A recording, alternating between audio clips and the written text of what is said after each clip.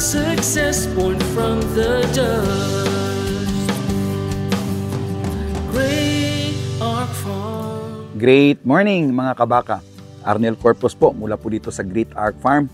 Babati po sa inyo ng isang magandang araw at nawa po na sa mabuti po kayong kalagayan sa araw na to.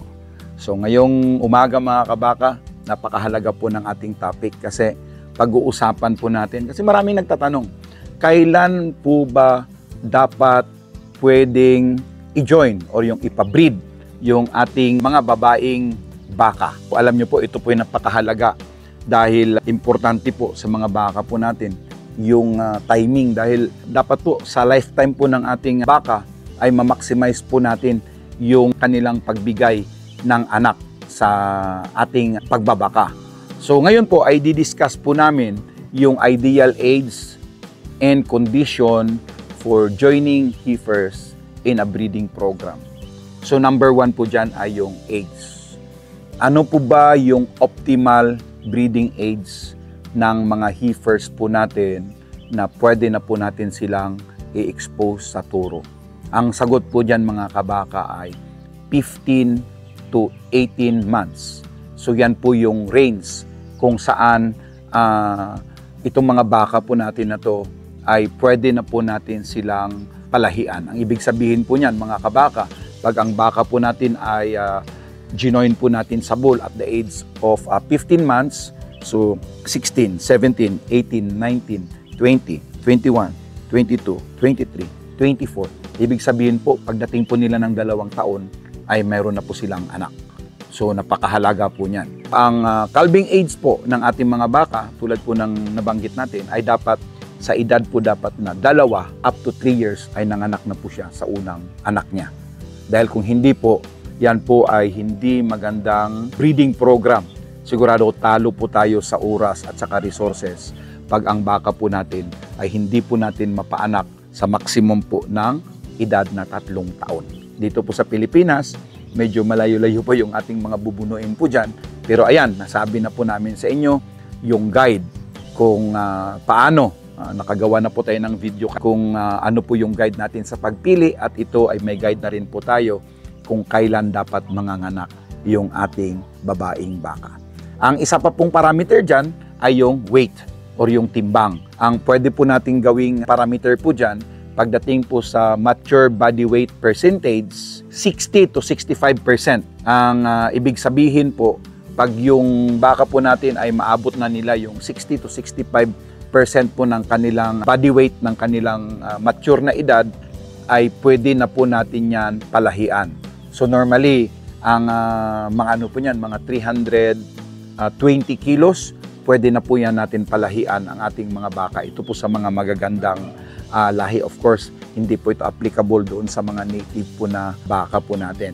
Pero sa mga mistiso at saka mga hybrid po na baka po natin, pagdating po ng 60 to 65% po ng kanilang mature weight, ay pwede na po. Kaya yung 15 months old na baka, pwede na po siya lagyan ng bull para ito po ay malahian at pagdating nga po ng 2 taon ay manganganak na po to.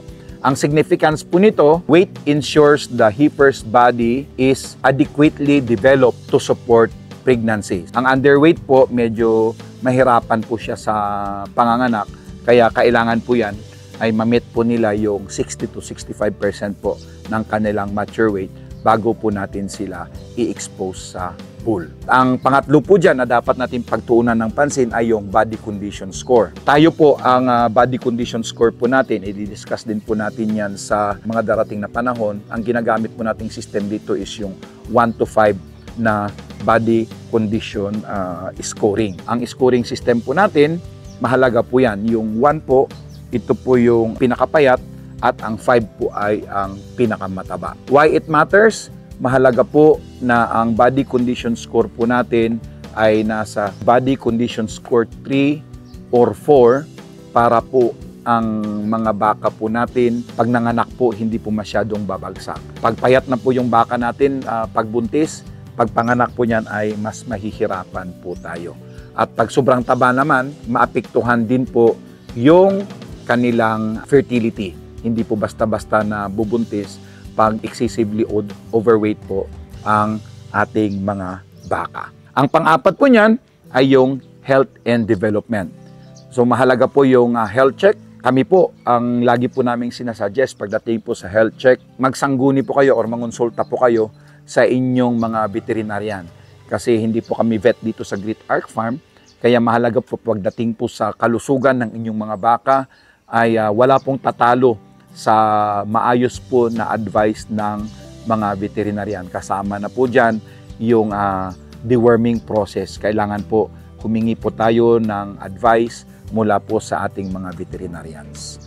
And ang kasama po dyan, yung reproductive organ development. Heifers should have well-developed reproductive organs. Kayang-kaya po yan i-assist ng ating mga veterinarians. Yan po lagi natin pinapaalala sa inyo, pagdating po sa gamutan at saka sa health po ng ating mga baka, wala pong tatalo sa maayos po na advice ng mga veterinarian. At ang panglima po dyan ay yung estrus cycle. Kasama po dyan yung observation. Na-discuss na namin sa inyo kanina paano po malaman pag nag-hit yung ating mga baka at yung cycle management. So yung pag-monitor po natin doon sa estrus cycle para po pag i-EI po natin itong mga baka o kanya sa natural breeding ay hindi po natin namimiss yung kanilang pag-hit. At ang pang-anim po dyan, ito yung pinakamahalaga lagi, yung nutrition and management. Mahalaga po yung balanced diet lagi at saka yung feeding strategy. So gagawa po tayo ng karagdagang video po pagdating po dyan sa feeding strategy. Kasi yan po ay isang mahalagang pillars po yan pagdating po sa cattle business natin ay mahalaga po yung feeding strategy sa breeding, sa backgrounding at saka sa cattle fattening. At ang panghuli po dyan ay yung environmental and stress factors.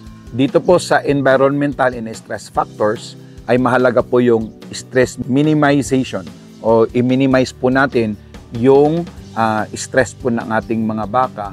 At dyan nga po, gagawa rin po tayo ng mga videos pagdating po dito sa stress-free handling po para po sa ating mga alagang baka. At kasama po dyan yung housing in space. So again, pagdating po dyan, marami po tayong mga future videos na gagawin pagdating po sa mga recommended housing po pagdating po dito sa breeding ng ating mga baka. So again mga kabaka, ito pong mga factors na to ay napakahalaga dahil mahalaga po sa atin na ma-maximize po natin yung potential ng bawat babaeng baka po sa ating farm at mapaanak po natin ito sa lalong madaling panahon na kakayanin na po nilang manganak para po yung kita po natin or yung panahon po natin sa pag-aalaga ng baka ay hindi po masayang at in return po niyan ay medyo mas maganda po yung ating kita sa pagbabaka. So ayan lamang po. Sa muli, ito po si Kabakang Arnel. Sa ngalan po ng aking partner si Pastor Julius, kami po ay patuloy pong gumagawa ng mga videos para po sama-sama po tayong matuto. At mga kabaka, kami po ay humihingi sa inyo ng suporta. Paki-like, share, and follow po ang aming page sa Facebook at saka sa YouTube. Great Ark Farm ni Kabakang Arnel. Marami pong salamat at pagpalain po tayo ng Panginoon. Cultivating hope.